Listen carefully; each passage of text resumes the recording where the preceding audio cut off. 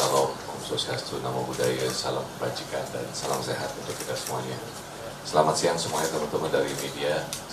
Pada hari ini atas nama TPN saya ucapkan juga selamat tahun baru kepada Mbak-mbak, Mas dan semuanya, dan juga keluarga yang ada di rumah dan juga untuk seluruh masyarakat Indonesia. Hari ini adalah 43 hari menuju pemungutan suara. Kita di TPN Ganjar Mahfud sedang sebetulnya bersemangat-semangatnya nih mengisi masa kampanye dengan terus memperkenalkan Mas Ganjar dan Prof. Mahfud ke pemilih dimanapun mereka berada. Dan sosok Mas Ganjar dan Prof. Mahfud yang berasal dari keluarga rakyat, mengerti keresahan hidup sebagai rakyat, dan terus berjuang demi kesejahteraan semua. Yang memang begitu apa adanya, tanpa perlu diubah dengan gimmick-gimmick apapun, terlihat dari kesehariannya dan track recordnya yang panjang dan konsisten, Mas Ganjar dan Prof. Mahfud, satset selalu gerak cepat mengatasi masalah, tastes tegas dalam penegakan hukum, tegas anti korupsi. Jadi bismillah Mas Ganjar dan Prof. Mahfud bisa menjadi presiden dan wakil presiden kita semuanya, insya Allah.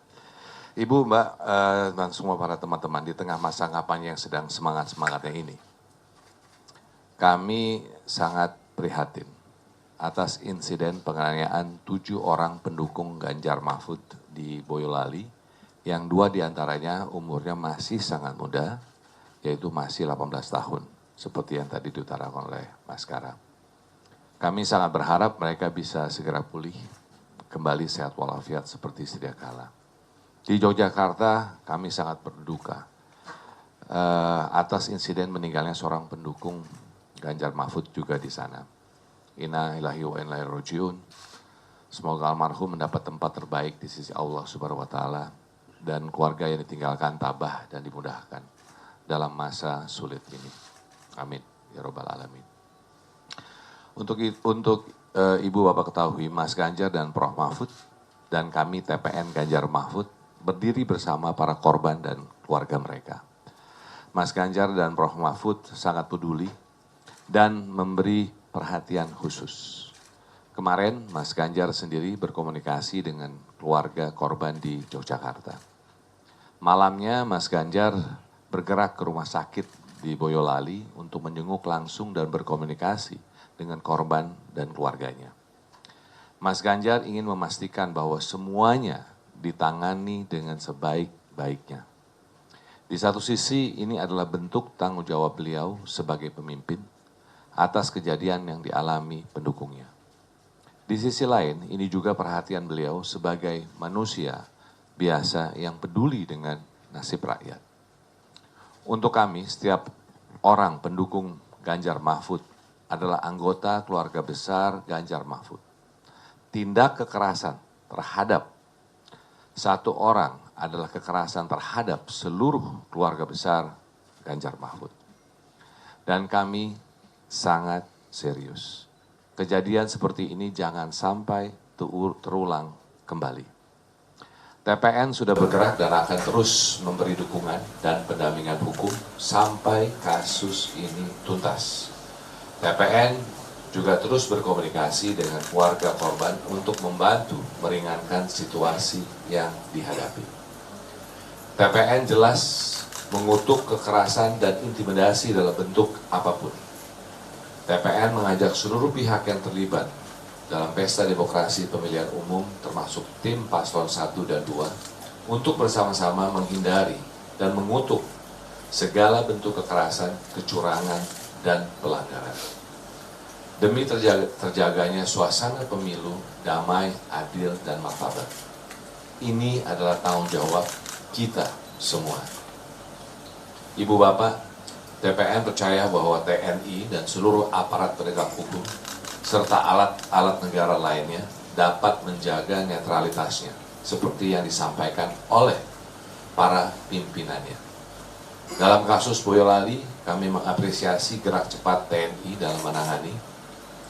TPN percaya sekaligus meminta agar TNI menangani kasus ini dengan sebaik-baiknya, transparan, dan memberikan rasa adil bagi korban, keluarganya, dan seluruh rakyat Indonesia.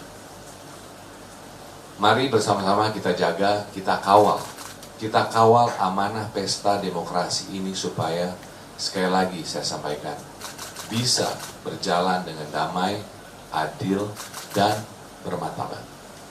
Supaya sepanjang prosesnya dan nanti pada akhirnya bisa membawa kesejahteraan untuk rakyat. Dan kami menghimbau kepada seluruh masyarakat dan pendukung Ganjar Mahfud untuk tetap tenang dan tidak terprovokasi. Setiap perbedaan pendapat harus diselesaikan dengan dialog yang konstruktif, bukan melalui tindakan kekerasan. Demikianlah Ibu dan Bapak, dan setelah ini saya Pak Andika dan lalu Pak Todung, dan juga Pak Firman dan juga nanti ditambah oleh Pak Kara untuk menjelaskan dan juga memberikan tambahan atas yang ada. Untuk itu saya ucapkan terima kasih. Wassalamualaikum warahmatullahi wabarakatuh.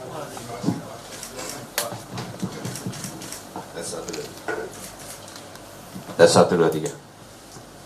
Rekan-rekan sekalian, yang pertama apresiasi kami yang setinggi-tingginya untuk Panglima TNI, Kepala Staf Angkatan Darat yang sudah merespon begitu cepat dengan melakukan pemeriksaan terhadap terduga tersangka di Detasemen Polisi Militer di Solo.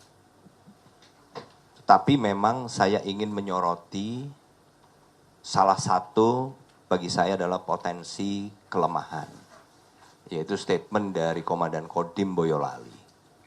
Inilah yang kemudian direspon oleh Mas Ganjar di video tadi, yang juga seingat saya juga direspon oleh Ketua DPC PDIP Boyolali, Mas Susetio, yaitu adanya klaim yang ternyata klaim penyebab atau kronologi dari kejadian yang ternyata begitu dilihat dari videonya dan setelah ada penjelasan dari korban minimal dari 2 orang, yaitu Slamet Andono dengan Diva Arif Ramandani, ini ternyata mengkonfirmasi apa yang terlihat di video. Jadi bukan seperti statement yang dinyatakan oleh Komandan Kodim Boyolali. Di statement itu antara lain dinyatakan salah satunya bahwa ini adalah kesalahpahaman antara 2 pihak. Padahal kan dari video yang beredar, dan video itu beredar lebih dulu dibandingkan dengan statement Komandan Kodim. Di situ jelas kalau dari videonya tidak ada proses kesalahpahaman. Yang ada adalah langsung penyerangan atau tindak pidana penganiayaan. Kemudian dari keterangan saksi pun yang kemudian diucapkan ulang oleh Mas Ganjar dan diucapkan ulang oleh Ketua DPC PDIP Boyolali juga menyatakan hal yang sama. Yang kedua, statementnya juga menyatakan bahwa ini adalah tindakan spontan di mana para anggota yang sedang oknum anggota yang sedang berolahraga ini kemudian keluar untuk menghentikan, membubarkan sampai terjadinya penganiayaan. Jadi ini menurut saya adalah pengambilan keterangan di level bawah. Jadi yang dibacakan oleh Komandan Kodim ini kan sebetulnya hasil laporan dari bawah. Kalau Kompi B, Batalion 408 Raider ini berdiri sendiri, berarti memang dikomandani oleh seorang komandan Kompi. Kira-kira pangkatnya antara kapten dengan mayor, tergantung berapa lama sudah menjabat. Jadi mungkin data awal, interogasi awal dilakukan di level Kompi, itu yang kemudian dilaporkan ke atas sampai dengan Komandan Kodim. Jadi kapasitas dari Komandan Kodim pada saat mengumumkan sebetulnya kan bukan sebagai atasan dari yang melakukan tindak pidana, tetapi lebih sebagai atasan yang berhak menghukum. Jadi bukan bagian dari mereka yang melakukan pelanggaran, bukan. Tapi sudah menjadi bagian dari proses penegakan hukum. Sehingga keterangan apapun yang diambil atau didengar dari terduga tersangka, ini juga nggak boleh diambil mentah-mentah.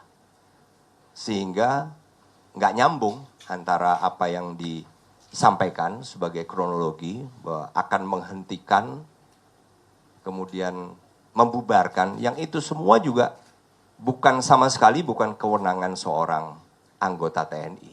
Sama sekali bukan. Jadi dari sini terlihat ada hal di mana atasan yang berhak menghukum yang kebetulan mengumumkan, tetapi kan yang diumumkan itu menjadi statementnya, bukan lagi menjadi statement para tersangka.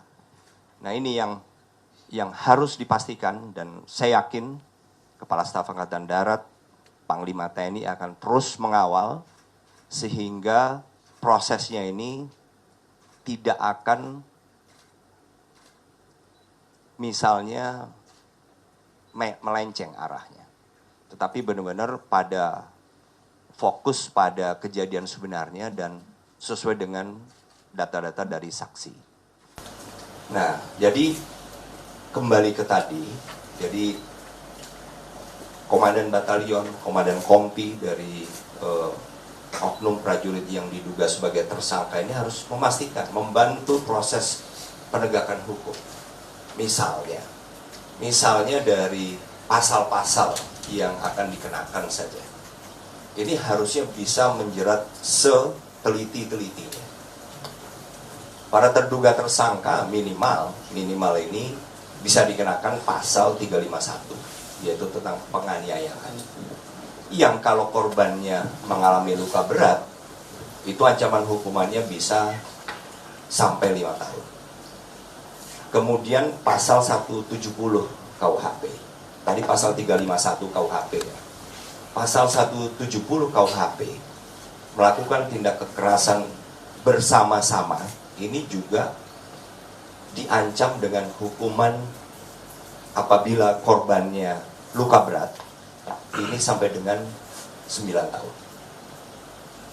Belum lagi ada, jadi ada yang juga bisa dikenakan dengan pasal 56 KUHP atau turut serta membantu sebuah tindak pidana, yaitu mereka-mereka yang ada di sekitar situ di dalam markas Kompi B ini yang melihat, mengetahui tindak pidana itu sedang terjadi tapi tidak melakukan apapun untuk mencegah. Dan ini semua harus dilakukan secara teliti sehingga semua yang terlibat ini bukan hanya yang melakukan tindak penganiayaan, tetapi juga yang membantu tindak pidana penganiayaan ini terjadi dan tidak ada yang menghentikan. Nah, kemudian jadi ini yang menurut saya minimal pasal 351 KUHP, junto pasal 170, tapi juga ada pasal 56 KUHP. Dan juga yang jelas kita akan selalu mengingatkan melalui tim hukum dipimpin oleh Mas Todo Mulya Lubis, bahwa memang ada dalam Undang-Undang Nomor 31 tahun 97, khususnya pasal 183, ini memungkinkan penggabungan antara gugatan ganti rugi dengan tindak pidananya. Dan kita akan memastikan, tim hukum akan mengingatkan untuk melaporkan ini kepada Ketua Majelis Hakim sebelum nanti auditor pada saat persidangan ya. Auditor ini kalau di peradilan umum adalah jaksa. Sebelum nanti auditor membacakan tuntutan kepada terdakwa. Ini kita pastikan tim hukum akan mengingatkan sehingga kita bisa melaporkan kepada hakim ketua untuk memasukkan ini menjadi sebuah gugatan yang digabungkan antara pidana dengan ganti rugi. Jadi hal-hal inilah yang kemudian kita akan kawal, termasuk salah satu kemungkinan adanya pasal tambahan, yaitu pasal 333 KUHP, yaitu merampas kemerdekaan dengan menyekap, dan apabila yang dirampas kemerdekaan dan disekap ini kemudian luka berat, ini tuntutan hukumannya juga 9 tahun. Jadi ini semua akan dipertimbangkan oleh tim hukum dalam melakukan pembelaan terhadap para korban, sehingga pada saat persidangan dimulai dari penyidikan sampai dilimpahkan berkas ke pengadilan nanti kita mendapatkan keadilan yang seadil-adilnya. Dan kita mulai dari sekarang untuk memastikan pelimpahan berkas dari penyidik yaitu polisi militer ke auditor itu sudah meliputi semua pasal yang menurut tim hukum pantas dikenakan kepada para tersangka. Demikian dari saya sementara. Silakan, Bang Todung. Oke, kawan-kawan sekalian, saya juga mengucapkan selamat tahun baru kepada semua. Ya. Kita seharusnya berada di rumah, tapi ya keadaan memaksa kita untuk ada di sini. Nah, tadi Pak Arsyad, Ketua TPN sudah menjelaskan banyak hal mengenai apa yang terjadi dan apa yang sudah dilakukan, baik oleh Pak Ganjar maupun oleh tim TPN sendiri. Nah, Pak Andika juga sudah sangat detail masuk pada aspek-aspek hukum, dan mungkin tidak banyak yang saya bisa kemukakan kesempatan ini. Tapi izinkan saya, saudara-saudara sekalian, untuk melihat kasus Boyolali ini dalam perspektif yang lebih prinsipil. Karena peristiwa Boyolali ini akan terus menarik perhatian publik. Karena memang sangat serius, sangat prinsipil, tidak bisa dibiarkan, dan harus ditangani dan dimitigasi impact-nya. Karena ini tidak boleh menjadi bola salju. Bola salju yang melebar kemana-mana, dan kalau itu menjadi bola salju, dia akan mempengaruhi iklim pemilu yang bebas, damai, dan tertib. Nah, saya sengaja menekankan hal ini. Kenapa? Karena Indonesia adalah negara demokrasi ketiga di dunia. Ya. Dunia itu melihat India, melihat Amerika, dan melihat Indonesia sebagai model demokrasi. Kita ini termasuk yang dianggap sukses sebelumnya. Walaupun belakangan ini demokrasi di Indonesia mengalami banyak sekali regresi. Nah, kita sedang di-challenge untuk itu. Kita tidak ingin dunia internasional melihat pemilu di Indonesia sebagai pemilu yang tainted. Pemilu yang cacat, pemilu yang bermasalah, ya, karena intervensi kekuasaan dan netralitas yang tidak terjamin. Nah, peristiwa Boyolali ini akan menjadi salah satu evidence, salah satu bukti di mana integritas pemilu itu tainted, integritas pemilu itu bermasalah. Nah, ini yang menyebabkan kami ngotot sekali, kami sangat keras menuntut supaya kasus ini diselesaikan sesuai dengan ketentuan hukum yang berlaku. Sebagai negara demokrasi terbesar ketiga di dunia, kita tidak ingin status kita itu melorot ke bawah tentunya. Karena ini akan berdampak terhadap keberlanjutan program pertumbuhan ekonomi kita ke depan. Suka atau tidak suka akan seperti itu. Ya, jadi ini dalam perspektif yang lebih global saja. Saya ingin mulai dari itu karena tadi Pak Arsyad sudah bicara cukup banyak, Pak Andika juga sudah bicara cukup banyak. Nah, saudara-saudara, peristiwa Boyolali ini harus ditangani secara proporsional. Ya. Baik dari segi pidana, tadi Pak Andika sudah menjelaskan, ya, pasal 351 dan sebagainya. Tapi juga harus dilihat dalam konteks hak asasi manusia. Ya. Dan disiplin militer saya nggak akan sebutkan, tapi saya pada awalnya hanya melihat ini dalam perspektif pidana sebagai penganiayaan. Penganiayaan yang direncanakan. Ya. Kalau melihat seperti itu. Dan juga ada faktor omission, tadi disebut oleh Pak Andika, ya, pembiaran ya, dari mereka yang tidak melakukan sesuatu terhadap penganiayaan ini. Nah, buat saya, penanganan kasus ini yang profesional adalah ujian buat menjaga integritas pemilu dan pilpres kita. Ya. Kita selalu mengatakan bahwa pemilu ini, termasuk kampanye yang diadakan setiap 5 tahun, itu adalah pesta demokrasi. Pesta di mana rakyat ya, menikmati haknya yang berdaulat. Dan dalam konteks ini kita selalu mengatakan semua pihak mesti menahan diri untuk tidak mengganggu pemilihan. Dan menurut saya itu fair dan itu sangat legitimate, ya, permintaan semacam itu. Karena kapan lagi rakyat bisa menunjukkan kedaulatannya kalau tidak sekali dalam 5 tahun. Nah, jadi kalau misalnya ada pendukung paslon, ada relawan yang hiruk pikuk atau membuat kebisingan di jalan. Nah, ini salah satu alasan yang dikemukakan ya, kenapa ya, kejadian ini terjadi di Boyolali. Karena tidak suka mendengar ya, kebisingan yang diakibatkan oleh suara motor yang begitu besar, begitu mengganggu.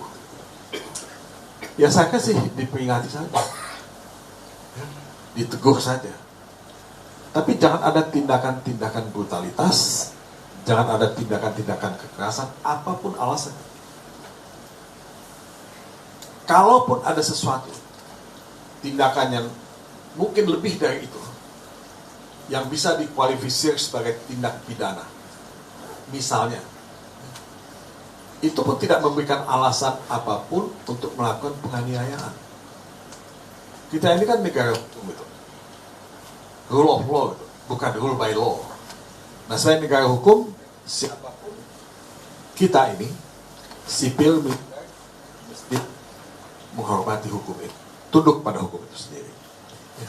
Jadi, saudara-saudara, yang namanya equality before the law, respect for the law, itu prinsip yang tidak bisa kita kompromikan.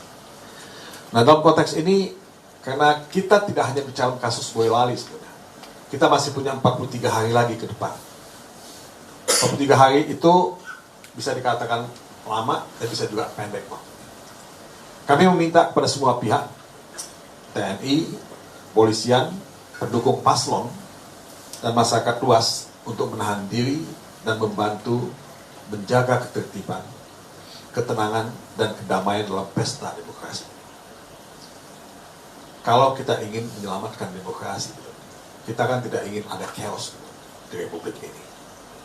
Nah, tadi Pak Arsyad sudah menjelaskan bahwa Pak Ganjar Pranowo sudah menjenguk korban di rumah sakit, ya, sudah berkomunikasi dengan pihak pimpinan militer, pihak pimpinan TNI, baik pada tingkat lokal maupun pada tingkat pusat.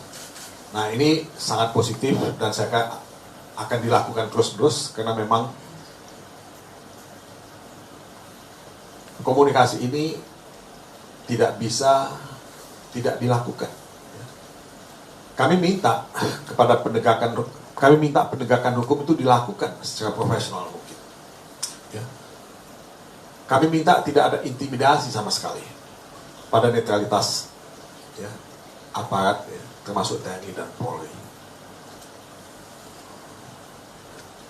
Kami mengapresiasi tentu semua sikap profesional yang dilakukan. Jadi saudara-saudara, tidak boleh sekali lagi ada intimidasi, ya, apalagi terhadap korban sipil, ya, relawan, ya, pendukung paslon, ya, siapapun itu dan paslon manapun dia. Ya. Dan kayak saya tadi mengatakan bahwa kita percaya pada netralitas aparat, ya, termasuk TNI dan Polri, dan kita tidak mundur dari itu. Tapi kan tentu juga tergantung pada pihak TNI dan Polri untuk membuktikan kepada publik bahwa mereka itu milik masyarakat, mereka itu pengayom masyarakat. Bukan pengayom golongan tertentu, bukan pengayom golongan atau paslon tertentu.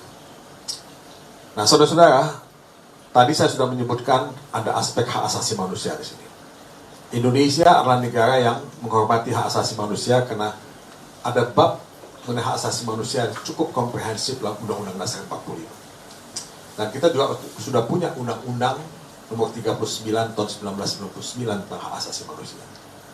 Nah, kedua produk, ya, konstitusi dan hukum ini menjamin secara komprehensif antara lain salah satu yang saya ingin kemukakan, the right not to be tortured, hak untuk tidak dianiaya. Itu yang dilanggar pada kesempatan ini. Ya. Kedua, ada the right to free and fair trial, ya. Hak untuk mendapatkan peradilan yang bebas, ya, dan fair. Nah, mudah-mudahan proses hukum ini bisa melihat ini secara jernih dan bisa menghormati prinsip, ya, bahwa tidak ada seseorang pun yang boleh dianiaya dan dia mendapatkan proses peradilan yang fair dalam proses ini. Dan hukumannya bisa dijatuhkan sesuai dengan ketentuan hukum yang berlaku. Nah, saudara-saudara, karena saya bicara mengenai Komnas, tadi saya juga komunikasi dengan teman-teman di Komnas HAM. Ya. Mungkin ya, karena mereka besok katanya menunggu akan ada laporan ke Komnas HAM. Nah, saya belum tahu jam berapa itu akan terjadi. Tapi mudah-mudahan keterlibatan kita semua bisa menjaga proses ini. Nah, saudara terakhir, ya, saya hanya ingin menyampaikan, tadi Pak Aristad sudah mengatakan itu juga, TPN sudah bertemu dan melakukan kerja pendampingan terhadap korban. Ya, dan akan terus melakukan pendampingan ini dengan profesional. Tim TPN termasuk Deputi Hukum sudah berada di lapangan dan masih berada di sana. Kita bekerja sama dengan pihak TPD di daerah, ya, bertemu keluarga dan memberikan bantuan semaksimal mungkin. Ya. Dan tim TPN juga akan terus menyediakan pendampingan karena kita tidak ingin ada gangguan dalam penegakan proses hukum yang terjadi dalam kasus ini. Karena kasus ini sangat prinsipil, ya, sangat dilihat oleh publik. Tidak berlebihan kalau saya mengatakan bahwa kita sedang diawasi oleh publik, ya, dalam dan luar negeri. Jadi legal process is on trial. Ya. Ini yang saya mau bilang kepada teman-teman bahwa dunia melihat kita. Ini adalah apa? Adalah peristiwa pentingnya yang bisa menodai pemilu itu kalau ini tidak diselesaikan dengan baik dan tuntas. Mungkin saya berhenti sampai di sini. Pak Firman mungkin bisa nambah. Selamat tahun baru. Tadi udah disampaikan oleh Mas Arsa, Mas Andika, Bang Todong, dan sebentar lagi Mas Bim dan Mas Kara. Ada 3 hal yang kami sampaikan dalam kesempatan ini dari perspektif kedeputian hukum.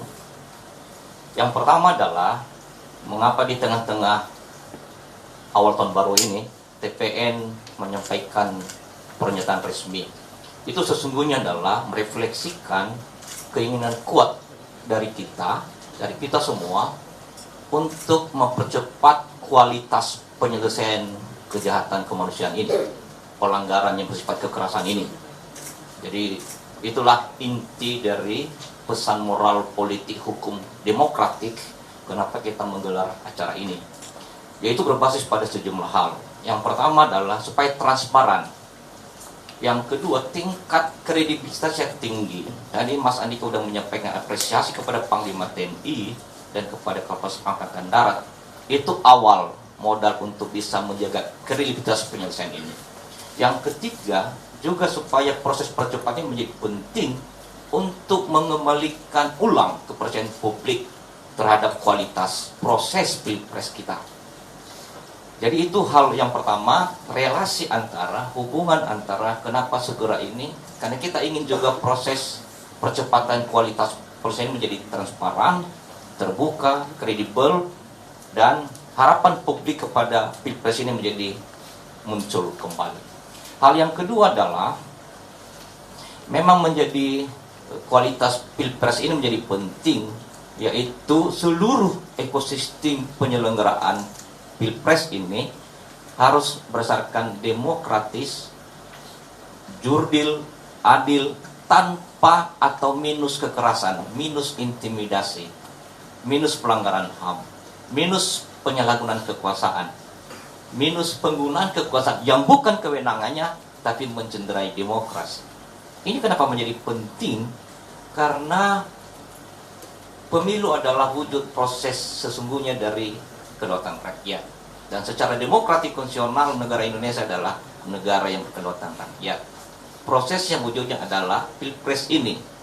Tadi Bang Todong, Mas Arsan menyampaikan betapa penting soal hak-hak politik, hak-hak konstitusional, hak-hak sosial, hak-hak sipil masyarakat untuk menggunakan seluruh energinya supaya demokrasi kita, supaya pilpres kita menjadi jurdil dan demokratis. Yang ketiga, yang terakhir, kami dari Kedeputian Hukum tentu dipegang habis oleh TPN. Kami merawat ini, kami menjaga ini, kami mengawal ini. Sekaligus juga kami mohon kepada pimpinan otoritatif di TNI dan TNI AD untuk sungguh-sungguh mempercepat ini, merawat ini, menjaga ini. Karena masyarakat ini juga sedang merawat, sedang menjaga, mengawal ini.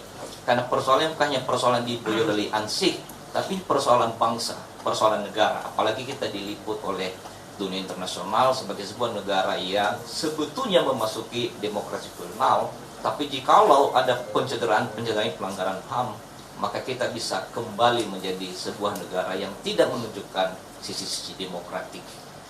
Jadi dari segi teknis kedeputian akan kami kawal ini, akan kami jaga betul, karena demi untuk pemilu yang demokratis, jurdil, tanpa kekerasan, tanpa intimidasi, tanpa penyalahgunaan kekuasaan. Jadi sebagai negara yang berkedaulatan rakyat.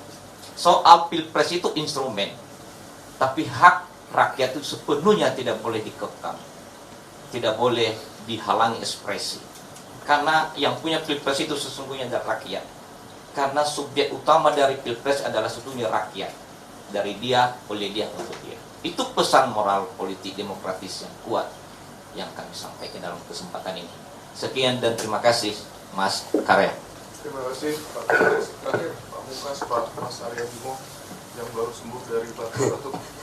Monggo Mas. Terima kasih. Jadi saya ingin menyampaikan kebetulan saat kampanye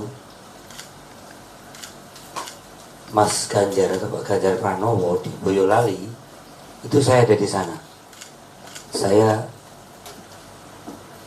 berbarengan di acara itu. Jadi suasana kemeriahan, ekspresi dari warga itu terlihat sekali dengan berbagai bentuk. Ekspresi-ekspresi inilah yang kemudian muncul berbagai variasi, termasuk anak-anak muda. Jadi si Arif sama Andono ini umur masih sekitar 18 tahun. Jadi generasi Gen Z itu. Generasi yang pemilu itu seperti apa belum begitu paham. Pemilu ya mendukung itu harus dalam batas-batas seperti apa, itu juga mereka benar-benar original. Bisa menggunakan trompet, bisa menggunakan pakaian, kaos, atribut dan macam-macam. Jadi saya melihat bahwa 7 korban yang paling parah adalah si Arif dan Ipon. Ipon ini yatim piatu, dia nggak punya bapak ibu. Yang 18 tahun ini nggak punya bapak ibu. Kalau Arif punya. Maka waktu kita cek, si Ipon ini orang tuanya adalah ketua RT. Ketua RT. Kebetulan di daerah Cibogos. Jadi kalau anak umur 18 tahun itu masih mentes lah ya. Masih hijau lah badannya, juga belum kekar, mohon maaf, belum seperti Pak Andika yang bentuk badan itu kan. Jadi kalau ada aparat yang mukuli itu, dia tahu persis lah posisinya itu, kelas berat sama kelas nyamuknya masih di bawah lagi gitu. Jadi saya nggak habis pikir rasa getaran untuk mukuli itu seperti apa, itu rasa kemanusiaannya seperti apa, ini yang tidak bisa saya bayangkan. Kalau saya bentak saja dia pasti takut.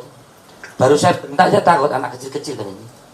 Ini yang muncul. Jadi saya melihat ini kekerasan yang begitu vulgar sekali, dipertontonkan dan di leverage ke seluruh media, bagaimana mereka keluar dari wilayah lapangan itu terus ke jalan besar langsung dipukuli. Itu sangat vulgar dan itu menimpa relawan dari Pak Ganjar yang tentu saja yang menolak cara kekerasan itu tidak hanya timnya Pak Ganjar, di Pak Ganjar Mahfud atau PDI Perjuangan atau P3. Yang menolak cara kekerasan yang vulgar di saat itu adalah ekspresi demokrasi yang tentu kalau ada tadi disebutkan kesalahan-kesalahan secara hukum, aturan-aturan pengawas pemilu itu jelas ada. Yang menolak tidak hanya kader PDI Perjuangan, Perindo, Hanura dan P3 atau tim sukses kampanye pusat dan daerah dengan cara itu, tapi hampir saya baca cukup mendapatkan penentangan yang kritis dari banyak pihak. Masyarakat civil society, apalagi komen-komen itu ya. kalau lihat nyonyornya muka itu resistensi terhadap perlakuan yang semacam itu begitu luas. Artinya bahwa perlakuan semacam itu tidak disukai, tidak digendaki oleh masyarakat. Cara-cara bagaimana kekerasan yang diberikan pada pendukung Ganjar dan pendukung Pak Mahfud ini benar-benar rakyat tidak suka. Partai-partai politik juga tidak suka. Saya melihat bahwa penekanan-penekanan dengan cara ini itu merupakan keinginan bagaimana jangan sampai bentuk tekanan ini berakibat pada upaya-upaya terhadap hal yang menyangkut cara keinginan demokrasinya harus tegak. Jangan sampai penekanan semacam ini berakibat pada keinginan, kalau kemarin ada yang ngomong pesta-pesta itu menjadi tidak riang. Itu saya lihat dan saya melihat kalau gelombang penolakan perlawanan ini mulai dari baliho yang disobek, kemudian pengaturan pertemuan yang mulai beberapa caleg diikuti. Ini ada sesuatu yang mulai memunculkan resisten dari masyarakat. Saya sebut sekali lagi juga di Juwiring juga demikian. Juwiring malam kita pasang baliho Pak Ganjar Pranowo dan atribut partai, jam 1 dipasang, jam 3 hilang. Di waktu Pak Ganjar ada di sana. Ya, ini rangkaian, tidak bisa dilihat hanya sekedar pemukulan, tapi juga rangkaian sebelumnya menunjukkan adanya gelombang ketidaksukaan yang harus segera ini diredam secara bijaksana, secara hukum tadi yang disampaikan oleh teman-teman dari cara pandang hukum. Saya dari cara pandang demokrasi tetap ingin melihat netralitas aparat. Yang terekspresi adalah dari oknum-oknum aparat supaya pemilu ini benar-benar ditegakkan dan berjalan secara damai. Berjalan secara damai itu merupakan suatu akibat. Akibat dari jujur dan adil. Adilnya di sini adalah merupakan adilnya penegak aparat di dalam kontestasi pemilu. Ini yang bisa saya sampaikan. Masyarakat, rakyat sudah mulai cerdas. Rakyat mulai jeli. Rakyat mulai melihat, tuh tadi malam di Malang kok paginya hilang. Cuma mau urusan izin saja kok ribet. Rakyat mulai cerdas, saya melihat. Dan kalau ada hal yang tidak netral, ini bisa berakibat kegaduhan dan bisa sulit diredam. Maka untuk itu biarkan rakyat, biarkan pesta demokrasi ini menjadi hajatan publik, hajatan rakyat. Ya, penyelenggara pemilu, pelaksana pemilu akan berjalan sesuai ketentuan undang-undang. Kami peserta pemilu akan mengikutinya.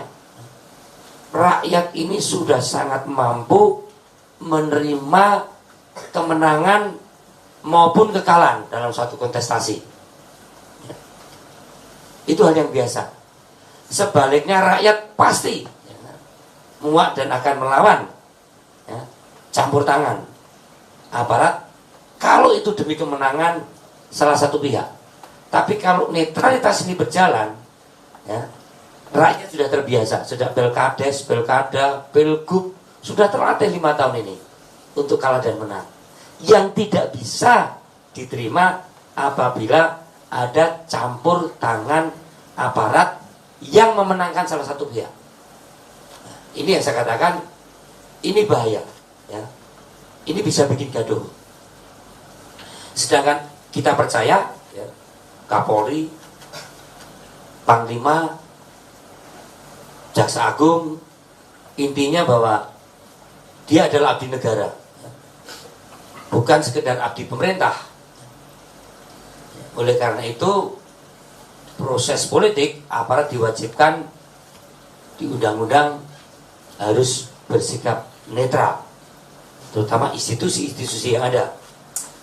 Kalaupun ada, nih sekali lagi, kalaupun ada yang memiliki preferensi terhadap capres-capres tertentu, secara pribadi, namanya juga manusia, kita masih bisa paham ya. Tetapi sekali lagi, di era demokrasi saat ini, ya, yang preferensi-preferensi ini haknya dibatasi selaku abdi negara, baik itu Polri dan TNI. Maka kami tetap minta untuk tidak ada hal-hal yang namanya ketidaknetralan institusi. Saya tidak mengerti apakah kasus di Boyolali ini merupakan akumulasi dari pencopotan baliho, dukungan aparat terhadap oknum aparat terhadap pemasangan-pemasangan beberapa baliho juga yang kami mengerti, ya kan? Saya katakan oknum aparat, karena institusi sudah menegaskan netralitasnya. Ini penting dan rakyat sudah cerdas membacanya. Ini baru yang ke depan adalah klaim soal bansos, ya. Klaim mengklaim soal bansos yang itu adalah bansos adalah program negara, program yang di pemerintah saja, di dan dilaksanakan. Jangan sampai aparat ini hanya akan dijadikan sebagai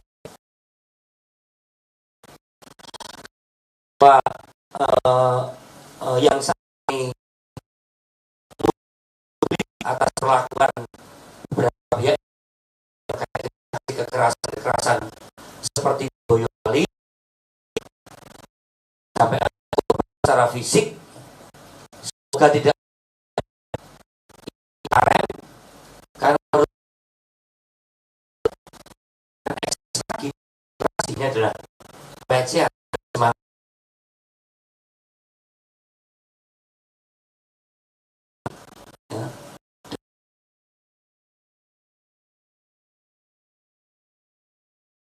Para beauty terus jadi hal-hal yang biasa.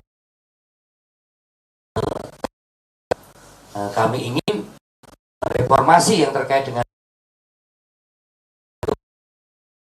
demokrasi tidak merupakan mengalami secara historis yang kemarin ini belum damai. Bahkan Pak Jokowi juga ingin, kita tidak ingin setback. Indonesia maju adalah Indonesia yang tidak mundur, termasuk di dalam proses kita berdemokrasi. Tidak bisa dibiarkan begitu saja, terutama oleh para komponen demokrasi yang tentunya ada usaha untuk membalikkan arah jarum demokrasi kita yang sudah terkonsolidir untuk bisa maju. Konsolidasi ini menjadi tidak maju, bahkan menjadi mundur. Demikian refleksi dari kasus di Boyolali. Jangan dilihat secara miopik, tapi harus kita lihat lebih menyeluruh dalam konteks kita berdemokrasi. Ini bukan persoalan Ganjar atau persoalan Mahfud atau persoalan partai pengusung atau persoalan tim kampanye nasional dan tim kampanye daerah, tapi persoalan demokrasi kita yang harus kita jaga. Terima kasih. Terima kasih Pak Arsyad, Pak Andika, Pak Arya Bimo, Pak Todung, Pak Firman J. Deli. Kepada teman-teman silahkan sekiranya ada yang ingin ditanyakan. Mungkin yang duluan Mas di belakang. Mungkin tolong mikrofonnya.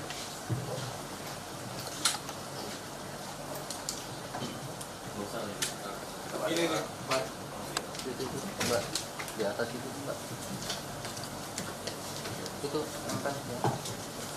Mbak, itu aja tuh. Copot.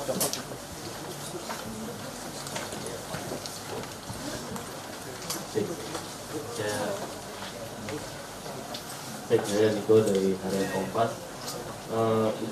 Mungkin beberapa pertanyaan ya. Tadi sempat disinggung juga oleh Pak Arsyad soal ada yang meninggal di Jogja ya Pak Arsyad. Nah itu bisa dijelaskan kah apakah sudah diketahui penyebab meninggalnya, karena kan kalau Irfan Brigsdar itu oleh Laskar Arafat ya, yang merupakan underbow dari P3 masalah, tapi yang pecah dukungan dengan menjadi pendukungnya Prabowo Gibran.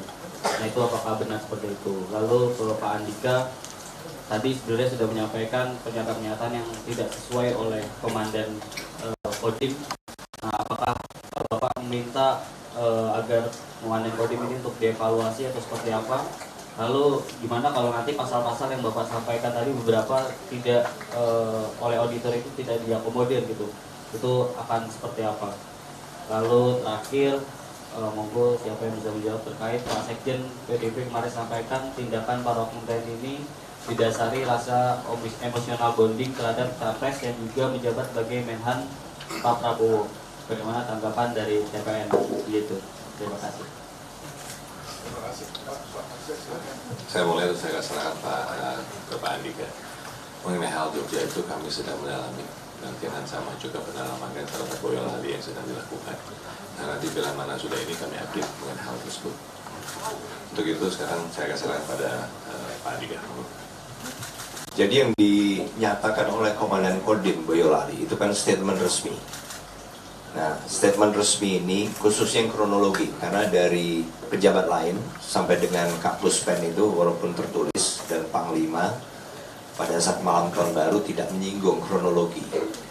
Nah, kronologi ini kan sangat tidak akurat. Artinya saya bisa membayangkan karena saya pernah menangani banyak hal seperti ini. Ini adalah murni testimoni atau pengakuan dari terduga tersangka, kelihatannya begitu. Karena apa dinyatakan bahwa pertama salah paham antara kedua belah pihak. Padahal videonya menunjukkan hal yang bertolak belakang, malah nggak ada itu. Apa dua belah pihak terlihat seperti diskusi atau kan nggak ada, langsung itu. Kemudian statement yang kedua misalnya tentang tindakan spontan, mungkin benar spontan, tetapi bahwasannya niatnya adalah untuk keluar, menghentikan dan membubarkan, itu kan sesuatu yang bukan kewenangan dari TNI sekalipun, bukan sama sekali. Itu kewenangan dari polisi, dan kalau memang merasa terganggu kan ada salurannya, dilaporkanlah ke polisi. Jadi statement ini juga menunjukkan bahwa itulah posisi kronologi yang diyakini oleh pembuat statement, dalam hal ini Komandan Kodim. Padahal beliau berbicara itu sudah menjadi bagian dari penegakan hukum itu sendiri, karena pelanggaran yang dilakukan oleh oknum anggota TNI itu diselesaikan oleh sistem penegakan hukum di dalam militer yang berbeda dengan penegakan hukum di peradilan umum, berbeda. Jadi jangan sampai mentah-mentah diambil keterangan dari bawah begitu saja. Saya menjabat sebagai Kepala Staf Angkatan Darat, banyak mendapatkan laporan seperti itu sampai ke level saya. Berarti sudah melewati Komandan Korem sebagai perwira penyerah perkara terendah, kemudian ke Pangdam sampai ke Kasat. Itu kalau saya terima begitu saja, ya begitu. Oh misalnya waktu Ciracas atau peristiwa terbunuhnya anggota masyarakat di Papua, itu semua laporannya benar-benar berbeda setelah kita lakukan pemeriksaan, berbeda sekali. Jadi harus ada kehati-hatian dalam hal ini, dan orang akan mengukur dari situ. Kan ini merupakan statement dari institusi TNI yang mengatakan satu-satunya tentang kronologi, dan itu yang ditangkap sebagai sikapnya TNI. Jadi jangan sampai bagi saya itu adalah sebuah kecerobohan, tidak kemudian melakukan konfirmasi dulu atau cross check ke yang lain, atau bahkan ke video, atau bahkan ke saksi atau korban, langsung dinyatakan begitu saja. Bagi saya Komandan Kodim, Komandan Batalion harusnya yang paling berkepentingan. Karena apa? Karena kompi itu ya ada di situ. Kampanye ini masih sampai tanggal 10 Februari. Dan pasti akan, namanya di daerah Boyolali pasti terus di situ. Jangan sampai beliau tidak bisa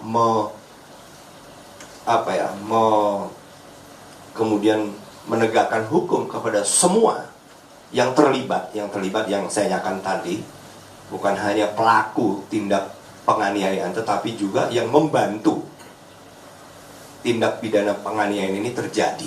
Itu harus semuanya. Agar apa? Agar mereka yang berada di situ paham, sehingga tidak akan terjadi lagi. Tapi kalau nanti hanya tanpa diawasi, kemudian kecenderungan lama di mana yang diproses hanya sesedikit mungkin dan seterusnya, itu kan akan justru merugikan TNI sendiri. Jadi menurut saya, kalau Komandan Kodim, Komandan Batalion tidak ingin karirnya kemudian rusak, karena kalau itu terjadi lagi, tidak diberikan pemahaman yang dalam. Pemahaman dalam itu kan bisa dilakukan dengan cara misalnya menunjukkan ini loh konsekuensinya. Kalau kamu melakukan hal ini, konsekuensinya kamu masuk penjara 9 tahun. Dan dengan berbagai pasal ya kita tahu sendiri. Nah, dengan begitu nanti akan memberikan pelajaran bagi yang lain. Wah, jangan sampai nih kita melakukan tindakan yang bukan kewenangan kita. Karena resikonya bisa seperti itu. Tapi kalau itu tidak ditegakkan sekarang dan kemungkinan terjadi lagi, ya bisa dinilai, oh berarti Komandan Batalion ternyata tidak mampu memimpin. Oleh karena itu ya kamu nggak pantas. Nah, itu kan banyak resikonya. Nah, kemudian pasal-pasal tadi, makanya tim hukum kita sudah diskusi tadi sebelum press conference ini, kita akan memastikan mulai dari penyidikan. Jadi komunikasi tim hukum, tim pembela hukum nanti dengan para korban ini akan konsen. Juga kita lakukan dengan penyidik. Pada saat ini kan dengan penyidik dulu, untuk memastikan berkas yang akan dilimpahkan ke auditor atau ke jaksa kalau peradilan umum itu sudah memuat semua pasal yang menurut kita harusnya bisa dikenakan. Jangan sampai ada yang terlewat, karena kalau dari penyidik saja ada pasal yang tidak disertakan, padahal kemungkinan bisa, itu akan berpengaruh pada putusan hakim nanti. Itu. Baik, terima kasih. Soal yang tadi mungkin ini Mas nggak perlu dijawab, nanti justru minta tolong teman-teman menganalisis apakah memang ada kaitan atau enggak gitu ya. Berikutnya silakan Mas.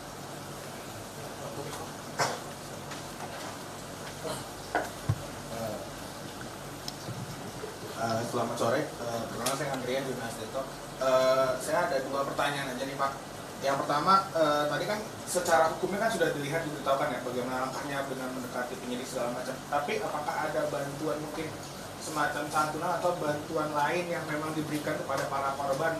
Kan posisinya kan sedang menjadi bagian dari relawan. Terus boleh tahu nggak mungkin besaran bantuan atau bentuk konkret bantuan di luar proses pendampingan umum seperti apa? Yang kedua, kita tahu kan proses hukum itu kan tidak sebentar ya. Bisa jadi lebih setelah dari pemilu ini sudah berjalan gitu. Nah, itu apakah pendampingannya akan sampai inkrah dalam artian mungkin nanti ada banding di auditoran banding, nanti apakah tetap didampingi atau bagaimana? Itu aja, terima kasih. Terima kasih, Mas. Yang pertama bahwa tadi seperti sudah dikatakan oleh saya dan juga tadi oleh Pak Todung, bahwa tim kami sudah ada di sana dan melakukan pendampingan, dan selain itu juga membantu keluarga-keluarga ini.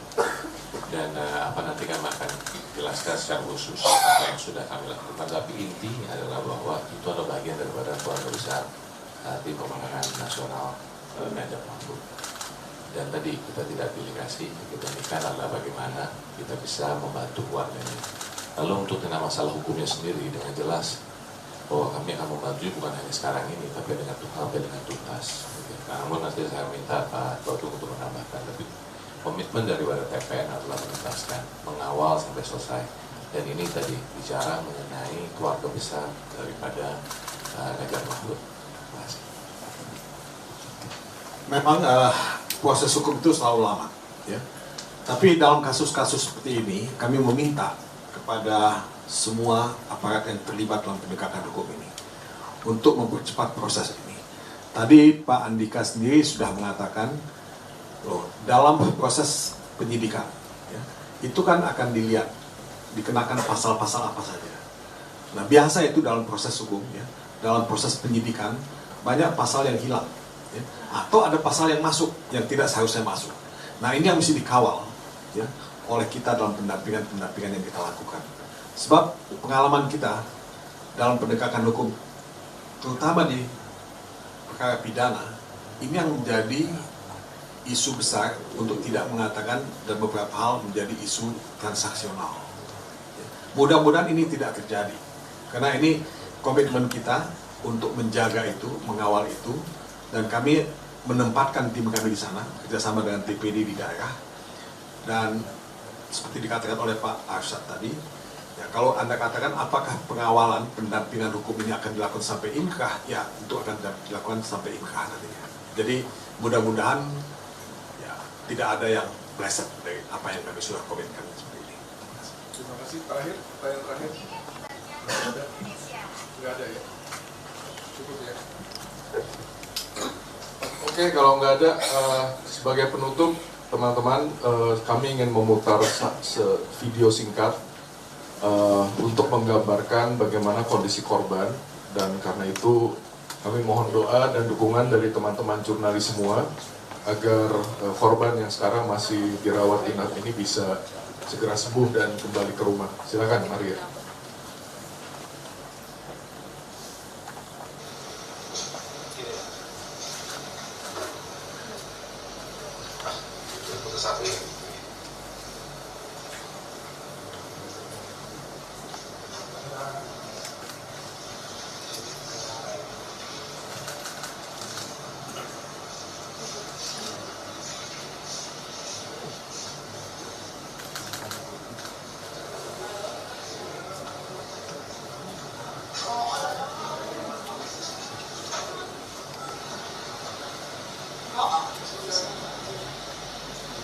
Baik, terima kasih. Jadi teman-teman, sebagai kesimpulan, tadi kita sudah mendapatkan perspektif secara lengkap.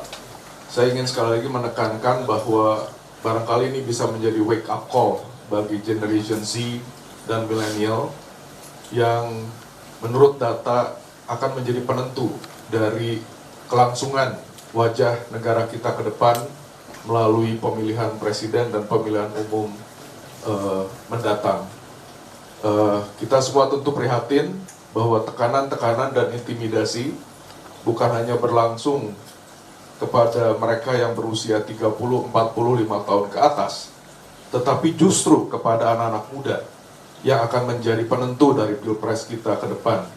Dan karena itu kami dari TPN Ganjar Mahfud mengajak seluruh generasi muda, khususnya Generation Z dan milenial, mengutip Pak Ganjar untuk saatnya bersuara dan tidak lagi diam. Kita tentu tidak mau apa yang kita saksikan dalam video tadi itu menjadi wajah dari negara Indonesia kita ke depan. Dan karena itu, insya Allah kami di TPN Ganjar Mahfud akan selalu berusaha agar masa depan Indonesia bisa lebih baik dari apa yang tadi kita saksikan di video yang tentu memprihatinkan kita semua. Sekali lagi terima kasih, selamat tahun baru. Wassalamualaikum warahmatullahi wabarakatuh.